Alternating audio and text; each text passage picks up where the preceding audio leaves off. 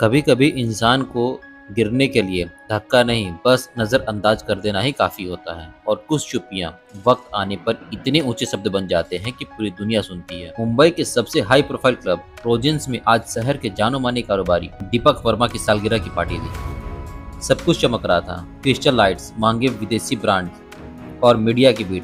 सबकी नज़र थी एक लड़की पर, सानिया वर्मा, दीपक वर्मा की बेटी, social media star, lifestyle influencer जिसकी एक रील्स पर लाखों व्यूज आते थे। इसी भीड़ में एक लड़का खामोशी से खड़ा था। पुराना सा सफेद शर्ट, सस्ते जूते और आंखों में ठहरा हुआ सुकून। उसका नाम था नील कश्यप। कोई नहीं जानता था वह कौन है, न किसी ने उसे देखा न पूछा, क्योंकि वह इस चकाचौंध की दुनिया से नहीं था। वह एक टेक इंजीनियर था जो सानिया के भाई का पुराना दोस्त था और उससे इनवाइट किया गया था। सानिया की नजर नील पर पड़ी। वह ठिठकी, फिर अपने दोस्तों के बीच जाकर जोर से बोली, क्या कौन है? वेटर जैसा लग रहा है। कोई इससे कहो ये पार्टी है, चैरिटी नहीं। हंसी गूंज उठाई। मोबाइल कैमरे ऑन हुए। एक दोस्त ने कहा, भाई जरा चाय तो पिला दो। कोई बोला, ऐसे लोगों के लिए तो ड्रेस कोड होना चाहिए। नील ने कुछ नहीं कहा, बस एक नज़र सानिया की ओर डाली। न गुस्सा न ताना, बस चुप्पी। फिर वह धीरे से वहां निकल गया और भीड़ की रात में कहीं गुम हो गया। लेकिन उस रात उसकी चुप्पी ने एक बीज को बो दिया था, जमीन पर नहीं, आत्मा में। 3 साल बाद Kashyap next gen technology India का पहला local cloud based AI services platform बन गया था, जिसकी वैल्यू अब 500 करोड़ रुपए से ऊपर। सीएनबी में इंटरव्यू, टेडेक्स पर स्पीच और इन्वेस्टर्स की लाइन।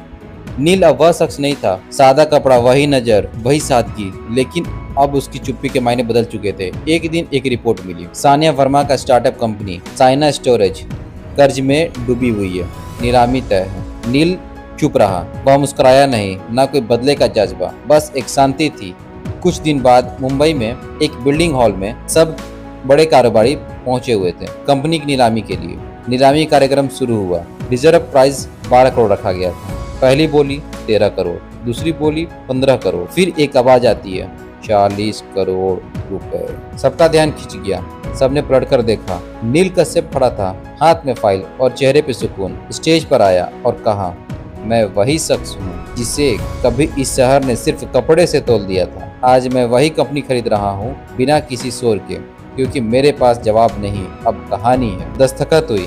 कंपनी का नाम नहीं बदला, सिर्फ मालिक बदल गया। सानिया उसकी ओर बढ़ी।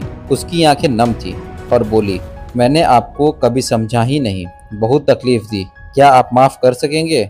नील बोला, अब तकलीफ नहीं होती है, क्योंकि अब मैं उस मुकाम पर हूँ जहाँ माफ करना भी मेरी ताकत है। वह मुड़ा और बाहर निकल गया। उसकी चुप्पी अब आवाज नहीं, गूंज थी। अगर आपको यह कहानी पसंद आई तो लाइक करें, शेयर करें और कमेंट करें। अपना नाम और शहर का नाम लिखना ना भूलें। अगली बार फिर मिलेंगे एक सच्ची और दिल छू जाने वाली कहानी के साथ। तब तक के लिए जय हिंद, जय भारत।